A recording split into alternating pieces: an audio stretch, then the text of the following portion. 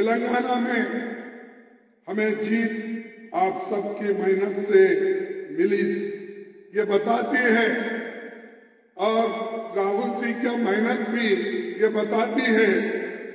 एक उर्दू में शायर है, मैं कहूंगा, 1000 वर्ष गिरे, लाख आंधियां उठे, वो फूल खिल के रहेंगे जो खिलने वाले हैं।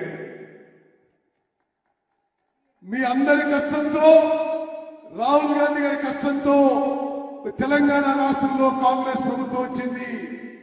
ఏం జరిగినా సరే తెలంగాణలో కాంగ్రెస్ పార్టీ మంచి భవిష్యత్తు చెప్పి నేను మనం చేస్తాను. आप काम करेंगे तो नतीजा सामने आएगा। विधानसभा चुनाव में कांग्रेस अकेली लड़ी, एक सीट पर सीपीआई, बाकी सीट पर कांग्रेस, और आपके मेहनत की वजह से आप और यहां के बैठे हुए लीडर्स एक होकर काम करने की वजह से ये नतीजा आज निकला है। वही नतीजा आपको पार्लियामेंट में लाना है। మీరందరి కష్టంతో సాహసంతో ధైర్యంతో మీరు ఈ వేదిక మీద నాయకులందరూ కూడా సమిష్టిగా పనిచేసినందుకే శాసనసభ ఎన్నికల్లో గెలిచారు.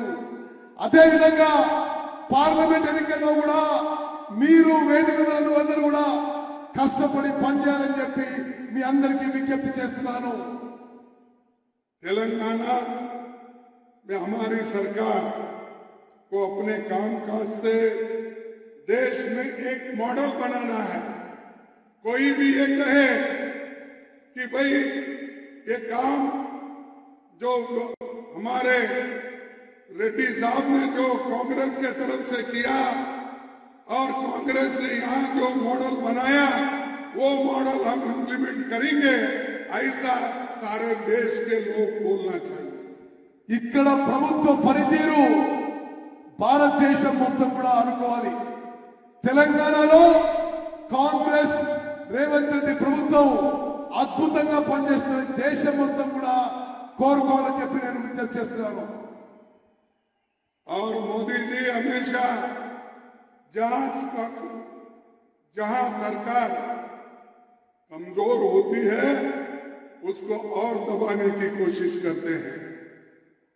परसों उन्होंने एक नेता को बुलाया था, महाराष्ट्र के नेता को, मैं नाम नहीं बोलना चाहता हूं, लेकिन मैं उनके जो नेता लोग बुला के उनको पूछे, क्या पूछे, महाराष्ट्र में आप कितने एमएलए को फोड़ सकते हैं और कितने एमएलए को निकालकर कांग्रेस में ला सकते हैं।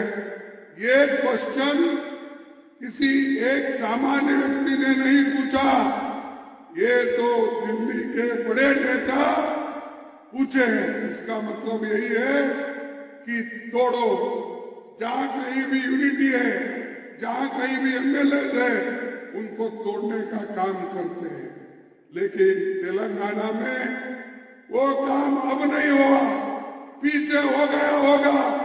ये तेलंगाना, आज का तेलंगाना राहुल गांधी का तेलंगाना है, सोनिया गांधी का तेलंगाना है, और रेवंत रेड्डी और सारे हमारे नेता जो बैठे हैं उनका तेलंगाना की गवर्नमेंट है। నరేంద్ర మోదీ, అమిత్ షా ఎక్కడ ఏ రాష్ట్రంలో అయినా ప్రభుత్వం బలహీనంగా ఉన్న పార్టీ బలహీనంగా అది విచ్ఛిన్నం చేసే ప్రయత్నం చేస్తున్నారు. ఈ మధ్య వాళ్ళు మహారాష్ట్ర నుంచి ఒక నాయకుని పిలిచి మీరు ఎంతమంది ఎమ్మెల్యేలు తీసుకురాగలుగుతారు, ఎట్లా ఆ పార్టీని విడగొట్టరని చెప్పి అడిగిండ్రు. ఎవరూ పోలేదు. ఈరోజు తెలంగాణలో కాంగ్రెస్ పార్టీ బలంగా ఉంది. రేవంత్ రెడ్డి నాయకత్వంలో కాంగ్రెస్ పార్టీ నాయకులందరూ కూడా ఐకమత్యంగా ముందుకు పోవడం చాలా సంతోషం అని చెప్పి నేను మనం చెప్తాను.